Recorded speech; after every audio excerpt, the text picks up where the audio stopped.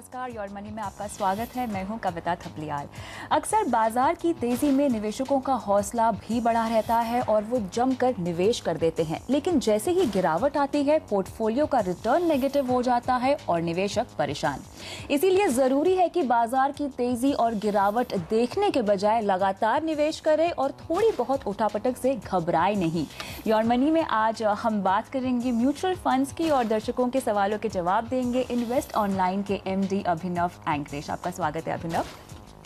शुरुआत करते हैं पहले सवाल के साथ। पुणे से योगेश व्यास हमारे साथ फोन लाइन पे जुड़े हुए हैं। गुड इवनिंग योगेश, अपना सवाल पूछिए। गुड इवनिंग मैम, योगेश बोल रहा हूँ पुणे से जी। मैम मेरा सवाल था म्यूचुअल फंड के बारे में। मैंने सितंबर 2012 से HDFC top 200, HDFC balance fund और HDFC ग्रोथ फंड, इन तीनों फंड में 1,000 के SIP की है अगले 5 साल के लिए। और मुझे ये पूछना था कि 5 साल के बाद इन 3 फंड्स में से मुझे कितना रिटर्न मिल सकता है, और आगे मैं 3 से 4 हजार रुपए और इन्वेस्ट करना चाह रहा हूँ 30 साल के लिए अगले। मतलब मेरे फ्यूचर के लिए वो कितना कॉर्पस बन सकता है, मतलब 30 साल के बाद। कोई खास लक्ष्य जिसके लिए आप ये इन्वेस्ट कर रहे हैं? जी हाँ मैम, मतलब अभी मेरी शादी नहीं हुई, लेकिन आगे चलकर ये सारे मनी मैं अपने फ्यूचर के लिए इन्वेस्ट करना चाह रहा हूँ। कोई खास अमाउंट? जी कोई खास अमाउंट तो ऐसे ही फिक्स नहीं की है, पर जितना भी, मतलब 3,000 अगर मैं 30 साल के लिए इन्वेस्ट करता हूँ तो उससे कितना कॉर्पस बन सकता है मैम? जरूर जरूर। तो अभिनव, सबसे पहले तो जो 5 साल के लिहाज से इन्होंने फंड्स चुने हैं, क्या वो ठीक है? नहीं कविता, मैं नहीं समझ रहा कि HDFC एक AMC की तरफ ही क्यों ज़्यादा फोकस्ड है। He can choose other schemes also, unlike कि उनको वहाँ को कुछ स्कीम को ऑप्शंस नहीं है, तो मुझे समझ नहीं आ रहा है। बट अदर फंड्स ऑल्सो उनके भी बेटर स्कीम्स हैं जो चूज कर सकते हैं। तो बिसाइड्स टॉप 200 मैं रिकमेंड करूँगा कि बाकी स्कीम से वो एग्जिट करें। अच्छा। तो HDFC छोड़ के अगर दूसरी स्कीम्स ले सकते हैं तो मैं सजेस्ट करूंगा एक टॉप 200 में रहें, SBI इमर्जिंग बिजनेस में रहें, या Birla Sun Life Frontline equity है, तो ये एक mid cap large cap portfolio create कर सकते हैं। बिसाइड्स एक गोल्ड फंड भी ऐड करें। मैं ये नहीं सजेस्ट करूंगा कि आप 2 अलग अलग पोर्टफोलियो क्रिएट करें, एक 3,000 का और एक 4,000 का, जैसे वो रिकमेंड कर रहे हैं। आप कंसोलिडेट 7,000 का एक इन्वेस्टमेंट लेके चलें जो आप कर रहे हैं। तो अगर आप 5 साल के बाद जो आपका एक 3,000 का जो स्पेसिफिक कॉर्पस है, अगर मैं उसको स्प्लिट करूं तो अगर 12% का एवरेज रिटर्न भी लूं तो करीबन 2.5 लाख रुपए तक की एक कॉर्पस बन जाएगा 5 साल में। ओके। और लेट्स अज्यूम कि वो 3 साल बाद ही कंटिन्यू नहीं करते हैं और फिर सिर्फ 4,000 ही कंटिन्यू करते हैं जो अभी कर रहे हैं, तो 30 साल बाद ये 4,000 की वैल्यू करीबन 1,40,45 लाख के आसपास हो सकती है। That is the power of compounding जो आपको लॉन्ग टर्म में बेनिफिट देता है। बट अगर 7,000 भी कंटिन्यू करते हैं तो बेटर है, क्योंकि अगर आज अफोर्ड कर सकते हैं तो डेफिनेटली 5 साल बाद उसको अफोर्ड ही करेंगे, यहाँ से बेटर ही इन्वेस्टमेंट करेंगे। तो यहाँ बीच में रोक के फिर करें, जैसे वो बता रहे हैं कि शादी के एक्सपेंस है, सो ऑन एंड सो फोर्थ। तो अगर रोकें तो इन्हीं स्कीम्स में कंटिन्यू करें। पोर्टफोलियो लगातार चेक करते रहें, एवरी 3 to 6 मंथ्स की पोर्टफोलियो मार्केट की ट्रेंड चल रहा है नहीं चल रहा है, या सो on and so fourth. Accordingly उन्हीं स्कीम्स में ऐड करें। मैं ये भी रिकमेंड करूंगा कि रफली 1,000 रुपये, 7,000 में से 1,000 रुपये हर महीने गोल्ड फंड में भी डालें। तो गोल्ड फिलहाल नेगेटिव लगता है, बट सिर्फ purely not for performance base but to beat the inflation और हेज इन्फ्लेशन रिस्क, इस आप गोल्ड में इन्वेस्ट करें। अब ये नहीं सोचें कि मैं गोल्ड इन्वेस्ट कर रहा हूँ तो पिछले साल किया था तो 30% रिटर्न आया था, अब -6% आ रहा है। लॉजिक सिर्फ प्योर रिटर्न्स बेस नहीं है, बट आपके इन्फ्लेशन के अगेंस्ट भी इसको बेनिफिट होता है ओवर पीरियड ऑफ टाइम। और वैसे आप SIP ही कर रहे हैं तो एक अच्छा गोल्ड कॉर्पस भी क्रिएट हो सकता है ओवर सम टाइम। कोई खास गोल्ड फंड आप रेकमेंड करना चाहेंगे? देखिए, आप कोटक गोल्ड लें, रिलायंस गोल्ड फंड लें, इनके रिटर्न्स काफी सिमिलर हैं जो जनरल गोल्ड ETF के रिटर्न्स आते हैं। They very close to each other. Whatever is a comfort you can buy either of them. Yogesh, आपका और कोई सवाल है? जी नहीं मैम।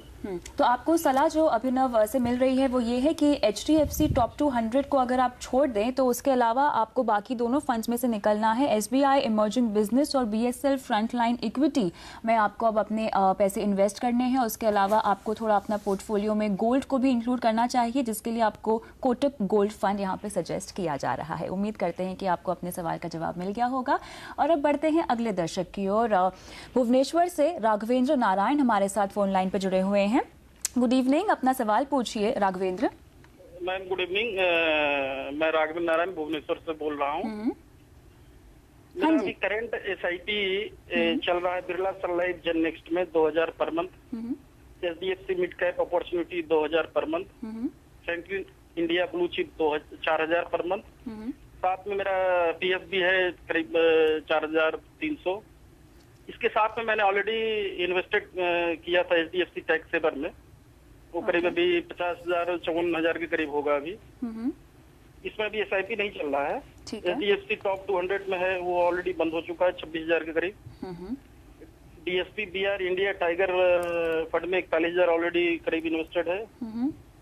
साथ में मेरा प्रिंसिपल पर्सनल टैक्स सेवर में इन्वेस्टमेंट था, उसमें करीब हमने 1,44,000 अभी जस्ट रिडीम किया है। ठीक है, तो आपकी जो डिटेल्स है ना राघवेंद्र जी हमारे पास है। आपका सवाल क्या है?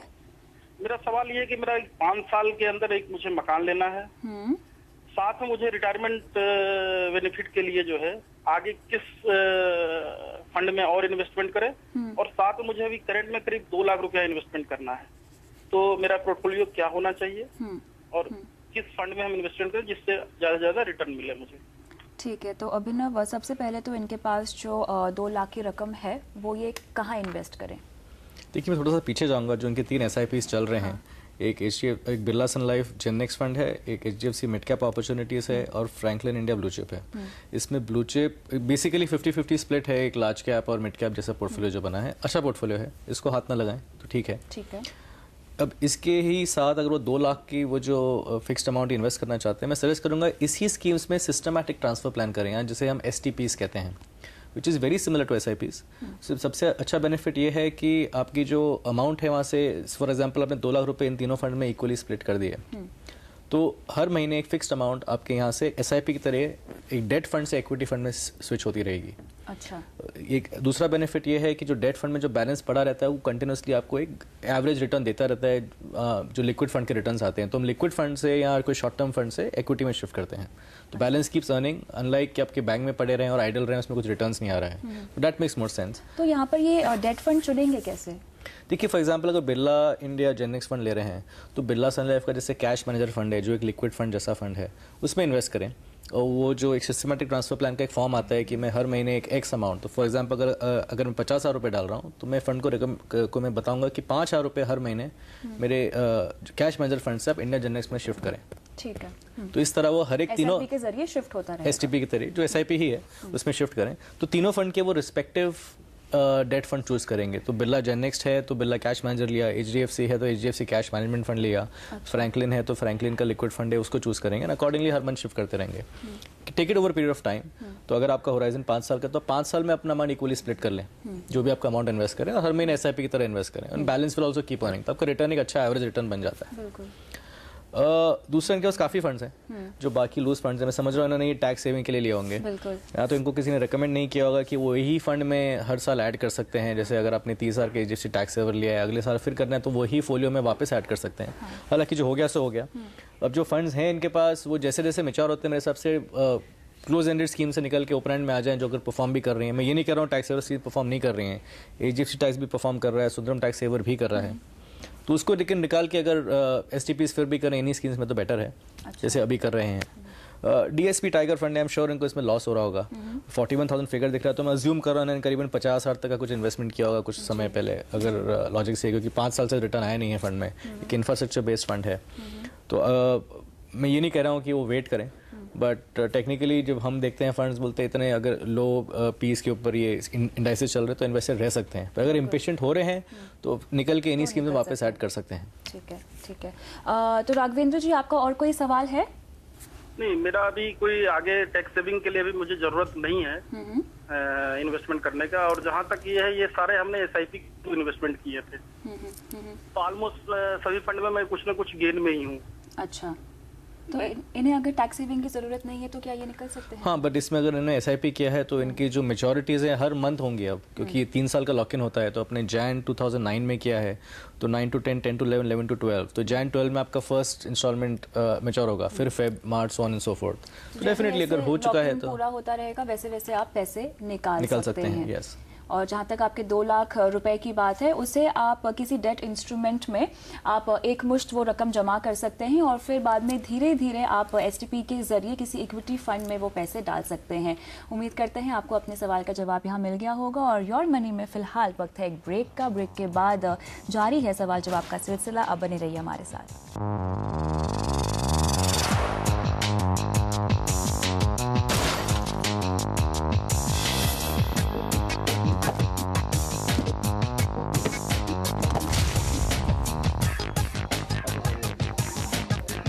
बैंकिंग वाला। योर मनी में आज हम दे रहे हैं म्यूचुअल फंड से जुड़े सवालों के जवाब और इसमें हमारा साथ दे रहे हैं अभिनव एंग्रिश। बढ़ते हैं अगले दर्शक की ओर। छत्तीसगढ़ के कोरबा से कृष्ण कुमार हमारे साथ फोन लाइन पे जुड़े हुए हैं। गुड इवनिंग कृष्ण कुमार जी, अपना सवाल पूछिए। Good evening madam. हाँ जी। मैंने अपना पोर्टफोलियो आपको मेल कर दिया था। बिल्कुल, आपका पोर्टफोलियो हमारे पास है। आप बताइए आपके लक्ष्य क्या है, टारगेट्स क्या हैं? एक्चुअली एक बेटी है, शादी के लिए अगले 15 साल में 10 लाख और एक बेटा है उसका पढ़ाई के लिए अगले 10 सालों में 10 लाख और उसके अलावा रिटायरमेंट के लिए मेरा 25 लाख का गोल है। अब ये जो आपने टारगेट्स डिसाइड किए हैं अपने लिए कृष्ण कुमार जी, क्या आपने इन्फ्लेशन को काउंट इन किया है इसके लिए? इन्फ्लेशन को रिटायरमेंट में तो नहीं काउंट किया, लेकिन इन दोनों में उम्मीद करता हूँ कि इतना में हो जाना चाहिए। ठीक है, रिटायरमेंट के लिए आपने इन्फ्लेशन को काउंट इन नहीं किया है, बाकियों के लिए आपने किया है। और क्या आपका और कोई सवाल है? सवाल है कि HDFC टॉप 200 में जब मैं इन्वेस्ट कर रहा था तो आप लोगों के थ्रू राय दिया जा रहा था कि हाँ। ये भी अच्छा फंड इसमें कर सकते हैं। बिल्कुल। लेकिन अभी जैसे HDFC टॉप 200 के लिए आप लोग मना कर रहे हैं, तो वही चाह रहा था कि इसके भी स्विच करना हो या जो भी, तो कैसे करेंगे? ठीक है, अभिनव एक एक करके जाते हैं। सबसे पहले तो इनके गोल्स के हिसाब से इनका जो करंट पोर्टफोलियो है वो आपको कैसे लग रहा है? देखिए फंड्स ठीक है, मुझे फंड्स से कोई तकलीफ नहीं है, बट जो अमाउंट इन्वेस्ट कर रहे हैं गोल्स में डेफिनेटली अचीव नहीं होंगे। वो आपने अच्छा किया, आपने इन्फ्लेशन का पॉइंट टच किया है यहाँ पे, बिकॉज अगर इन्फ्लेशन बेस भी अगर मैं चलूँ तो इनकी जो रिक्वायरमेंट है आफ्टर 20 ईयर्स 25 लाख, अगर आज के हिसाब से जा रहे हैं 25 लाख के हिसाब से, तो 20 साल बाद इनको करीबन 75 लाख की ज़रूरत होगी। बिल्कुल राइट। तो आई थिंक इनको सबको कंसिडर करना ज़रूरी रहता है, not only for retirement but जो बाकी के नीड्स भी हैं, जैसे वो पढ़ाई है, बच्चों की शादी है, सो ऑन एंड सो फोर्थ। और किस तरह काउंटिंग करना चाहिए इन्फ्लेशन? देखिए बेसिकली हम इंडेक्सेशन के बेसिस पे चलते हैं, जो आपका पास परफॉर्मेंस, जो पास इन्फ्लेशन इंडेक्स रहा है उसके बेसिस पे अगले साल कितना रहेगा। तो एक रफ कैलकुलेशन आप लें, आप 7 साल में आपकी अमाउंट डबल हो जाती है। 7 से 8 साल में आपको करीबन 66% इन्फ्लेशन ऐड करना चाहिए। तो अज्यूमिंग अगर आप 10 लाख बजट कर रहे हैं तो आप 66% उसमें ऐड करेंगे, and over a period of 20 years वो आपकी रफली 3 गुना के आसपास आती है। Right, so that's the way to count the inflation on a thumb rule basis. It can vary but I think that's a correct way of doing it. Coming to the point की जो इनकी जो investment amount है, अभी let's आपको एक मैं एक रफ आइडिया देता हूँ। जो अभी वो अमाउंट इन्वेस्ट कर रहे हैं 5,750 रुपये के आसपास, 10 साल में अगर मैं 12% से कैलकुलेट करूँ तो ये करीबन 13.25 लाख के आसपास की वैल्यू हो जाएगी। राइट। अब अगर वो 10 साल में 10 लाख रुपये निकाल लेते हैं तो उसमें सिर्फ 3.25 लाख रुपये ही रहेंगे। उनको 15 साल में फिर उनको 15 लाख की ज़रूरत है। तो जो उस बैलेंस 5 साल में जो पैसे इन्वेस्ट करेंगे that will hardly make about 4.75 lakh. तो फिर भी उनको एक 5 से 6 लाख का शॉर्टफॉल रहेगा 5 साल बाद। रिटायरमेंट तो बहुत फार फेच्ड हो गया। तो इनको करीबन एक एवरेज 10,000 तक की अमाउंट इन्वेस्ट करनी पड़ेगी टू रीच, एवरेजली लाइक बढ़ा सकते हैं over period of time, but average बढ़ा के करनी पड़ेगी जिससे तीनों गोल्स अचीव हों। इन्फ्लेशन में काउंट भी नहीं कर रहा हूँ फिलहाल। तो इनको जो है अपनी इन्वेस्टमेंट बढ़ानी है, कम से कम 10,000 रुपए अगर ये निवेश करें टू मेक इट कंफर्टेबल। अब हम हमेशा 12% काउंट करते हैं because that's an average number two assume कि आपको इसमें प्रॉब्लम नहीं होनी चाहिए रिटर्न्स की। आप 15% भी आए, 20 है तो बेटर ही है, पर कंसिस्टेंट नहीं रहेगा। हो सकता है इस साल -2% अगले साल +20% आए। तो एवरेज 12% और 10 to 20 years is a decent number to calculate. अगला सवाल लेते हैं। HDFC टॉप 200 का परफॉर्मेंस इनके हिसाब से पिछले 2 सालों से इन्हें ठीक नहीं लग रहा है, तो ये जानना चाहते हैं कि क्या करें और फिर किस तरह से एक फंड से निकलकर दूसरे फंड में स्विच किया जा सकता है। देखिए मैं रिकमेंड नहीं कर रहा हूँ कि एग्जिट करें। हमारे प्रीवियस वाले क्वेश्चन में भी टॉप 200 था, मैंने बोला उसको इन्वेस्टेड रहें, उसको छोड़ के बाकी इन्वेस्ट करें। देखिए हर एक फंड मैनेजर की एक स्ट्रैटेजी होती है। नेचुरली हर फंड मैनेजर अपने हिसाब से इन्वेस्ट करता है। अब HDFC टॉप 200 जो फंड मैनेजर मैनेज कर रहे हैं प्रशांत जैन, उनकी जो तीनों स्कीम्स हैं top 200, equity, prudence and so on, primarily focused banks और फाइनेंशियल की तरफ हैं। तो अगर आप टॉप 200 देखें तो मेरे हिसाब से रफली 30% एक्सपोजर फंड का टुवर्ड्स बैंक्स एंड फाइनेंशियल्स है। अब ये सेक्टर ने इतना अच्छा परफॉर्म नहीं किया पिछले 2 साल में, इसलिए रिटर्न थोड़े से कंपेरेटिवली इतने अच्छे नहीं हैं। तो क्या इनको बने रहना चाहिए? इनको बने रहना चाहिए, देयर इज नो प्रॉब्लम। हर इक्विटी फंड को आप टाइम दीजिए परफॉर्म करने के लिए। अगर अभी फंड का 15 साल परफॉर्मेंस देखें तो it is been one of the best performance. तो have patience, stay invested in the fund is my suggestion. बिल्कुल। तो कृष्ण कुमार जी, जहाँ तक आपके गोल्स की बात है उसके लिए आपको ऑन एन एवरेज 10,000 रुपए इन्वेस्ट करने होंगे और HDFC टॉप 200 में आप बने रहिए, यही सलाह आपको अभिनव से यहाँ मिल रही है। इसी के साथ योर मनी में फिलहाल वक्त है एक ब्रेक का, लेकिन सवाल जवाब का सिलसिला जारी है। आप बने रहिए हमारे साथ।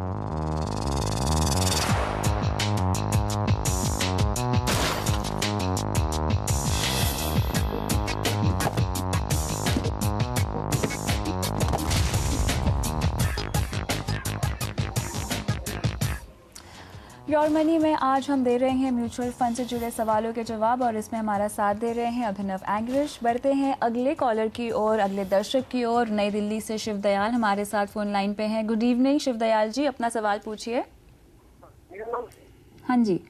मैं जानना चाह रहा हूँ इसका मैं 10 लाख इन्वेस्ट कर सकता हूँ म्यूचुअल फंड में, मैं किस तरीके से करूँ?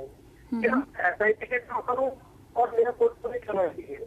मुझे SIP के अकाउंट में काफी टाइम लगेगा, मुझे किस तरह से करना चाहिए ताकि मुझे एटलीस्ट 20 तो यहाँ पे शिवदयाल जी की आवाज़ थोड़ी सी क्लियर नहीं है, लेकिन अभिनव इनका सवाल हमारे पास है। बेसिकली इन्हें 10 लाख रुपए निवेश करने हैं और बच्चों के लिए इन्हें बेसिकली एक मुश्त रकम चाहिए, जो इन्होंने हालांकि मेंशन तो नहीं की है, लेकिन 2 बच्चे हैं इनके, 5 years and 7 years, और जानना चाहते हैं कि पैसों को कहाँ लगाएं, किस तरह लगाएं ताकि इन्हें 20% रिटर्न मिल सके। साथ ही कितने सालों के लिए इन्वेस्ट करना चाहते हैं उसकी डिटेल्स फिलहाल तो इन्होंने हमें नहीं दी है, बट किस तरह से इन्हें मूव ऑन करना चाहिए। क्योंकि अगर मुझे बोले 20% रिटर्न तो मैं भी वहाँ इन्वेस्ट करना चाहूँगा। नहीं, बट देखिए 20% कोई रियलिस्टिक रिटर्न नहीं है, चाहे कोई भी आप इन्वेस्टमेंट अपॉर्चुनिटी चूज़ करें। मैं ये नहीं कह रहा हूँ कि रिटर्न्स नहीं मिलते, पर अगर आप प्लान कर रहे हैं तो आप अपसाइड की तरफ नहीं, आप एक एवरेज एक बेसिक फिगर लेंगे जिससे आपकी प्लानिंग सही रहे। हम हमेशा रिकमेंड करते हैं कि आप 12% से ज़्यादा प्लान नहीं करें over the long term, right. 15%, 20% returns आए हैं पास्ट में, पर आप प्लानिंग 12% की ही करें। अब जो इनका जो एक लमसम अमाउंट है 10 लाख का जो उनको इन्वेस्ट करना है, SIP नहीं STP यूज़ करें, जो सिमिलर SIP ऑप्शन ही है। मैं अपफ्रंट इनको रिकमेंड नहीं करूँगा इन्वेस्ट करने के लिए। नेचुरली इनको एक फ्रेश पोर्टफोलियो क्रिएट करना पड़ेगा, बिकॉज उन्होंने फंड्स में इन्वेस्ट नहीं किया है। तो मैंने डाइवर्सिफाइड पोर्टफोलियो उनके लिए प्लान किया है कि HDFC टॉप 200 फंड लें, SBI इमर्जिंग बिजनेस फंड लें, Birla Sun life front end equity लें, और एक कोटक गोल्ड फंड चूज़ करें, Kotak Reliance which ever gold fund you like. Top 200 में मैंने 1.5 लाख का एक्सपोजर दिया है। SBI emerging business and Birla frontline equity में 3.25 lakh each, and 1 lakh which is 10% of the portfolio into the gold fund. इसमें हर महीने STP करें, spread it over the next 5 years equally. तो उसके हिसाब से आप 5 साल के ऊपर इन्वेस्ट करें तो एक एवरेज SIP पोर्टफोलियो बन जाएगा, फिर इसको कंटिन्यू रखें। ये मैं इनको रिकमेंड करूँगा। और तकरीबन अगर हम 12% के रिटर्न के हिसाब से चलें तो इनको कितना रिटर्न मिल जाएगा?